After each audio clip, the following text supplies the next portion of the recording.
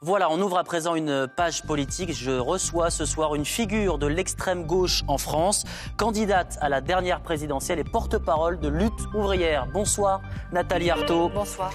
Un mot d'abord de la SNCF. Le patron de la CGT, Philippe Martinez, était reçu ce soir à Matignon. Visiblement, ça ne s'est pas très bien passé. Il accuse le gouvernement de choisir l'affrontement avec les cheminots. On va l'écouter. Le Premier ministre considère que notre projet est tout à fait légitime, qu'il n'a pas lu, donc en tout cas sur ce qu'on lui a exposé, il partage une partie du constat, il est en désaccord sur beaucoup de choses, mais il considère qu'il n'a pas à changer sa méthode, c'est-à-dire qu'on discute d'un côté, mais on avance de l'autre. Alors on le rappelle, le gouvernement veut mettre fin au statut des cheminots. Vous répétez que vous êtes scandalisé par cette réforme. Pourquoi ? Oui, bien sûr, le gouvernement veut un affrontement brutal avec les cheminots parce qu'on a vu que c'est la remise en cause, effectivement, de leur sécurité de l'emploi, de leur salaire. C'est aussi aller encore plus vite vers la privatisation. Et puis, c'est ce recours aux ordonnances. Bon, quand même, on se souvient que ce gouvernement était arrivé en expliquant qu'il allait être le champion du dialogue social, qu'il allait prendre le temps. Là, on voit qu'il fait même dans la provocation. Donc très clairement, moi j'espère effectivement que les cheminots se battront, défendront leurs intérêts. Parce que ça fait des décennies que le monde du travail recule. On recule tous les uns après les autres. Et puis, il suffit de regarder un peu en arrière. On est tous confrontés à plus de licenciements. On est tous sur un siège éjectable. Maintenant, plus personne n'est à l'abri. On est tous confrontés à des blocages de salaire. On est tous confrontés à une généralisation de la précarité aussi, à une flexibilité accrue. Il faut mettre un coup d'arrêt à cette offensive-là. Et on ne peut pas accepter de ne faire que reculer. Donc moi, j'espère effectivement que les cheminots se battront et qu'ils auront le soutien moral, actif de l'ensemble des travailleurs. En tout cas, ils n'ont, si on en croit un récent sondage, pas vraiment le soutien de l'opinion. Selon un récent sondage, 7 Français sur 10 sont favorables à la fin de ce fameux statut des cheminots.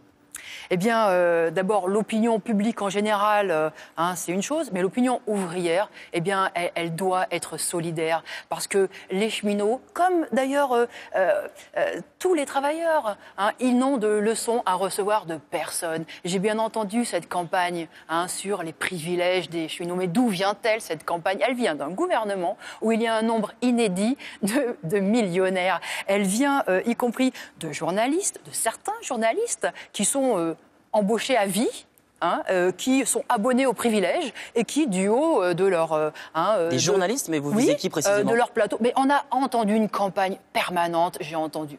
Mais je peux le dire, pas sur France Info. Mais monsieur Apathy, par exemple, s'indignait, expliquant que quand même la sécurité de l'emploi n'est plus possible aujourd'hui. Mais enfin, qu'est-ce qu'il raconte là ? Moi, je trouve ça dingue. Tous les jours, on nous explique que c'est la reprise, qu'il y a de l'argent, on veut tu, on voilà. On a encore entendu les profits alors ça, c'est quelque exorbitants. chose et on est en train dénoncez... de dire aux travailleurs que la sécurité de l'emploi est devenue un privilège. Et bien ça, c'est dingue. Alors moi, si ça, c'est votre cheminots... leitmotiv, justement, les profits du CAC 40. Vous appelez même les grands patrons des voleurs.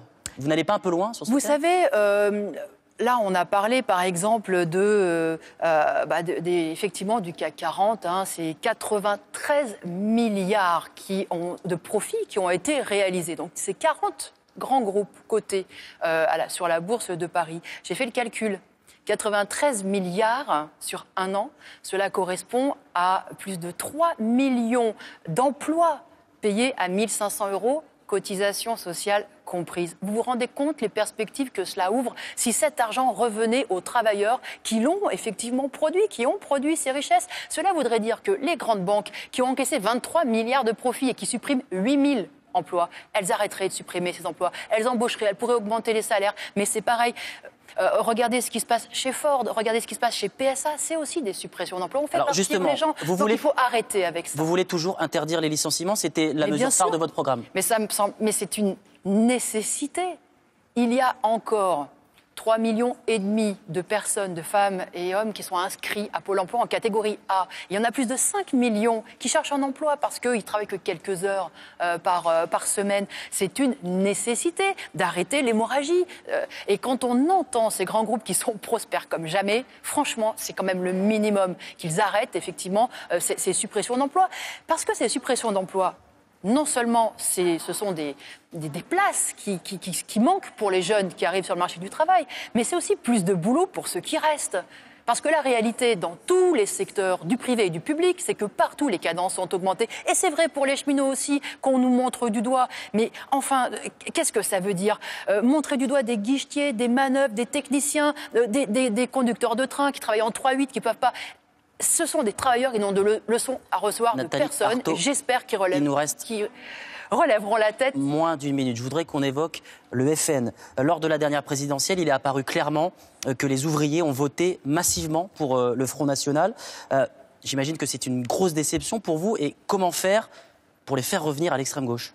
Je pense qu'ils se rendent compte, y compris maintenant qu'il y a eu ce congrès, qu'ils se sont lourdement trompés. Voilà, parce qu'ils se sont trompés d'abord, parce qu'effectivement, voter pour une politique qui oppose des pauvres à d'autres pauvres, c'est se tromper grossièrement. Mais ils se sont aussi trompés parce qu'on voit que Marine Le Pen, elle veut s'intégrer dans le jeu politique et qu'elle veut, au bout du compte, gouverner avec ceux qu'on voit au gouvernement depuis en fait des décennies, tout simplement.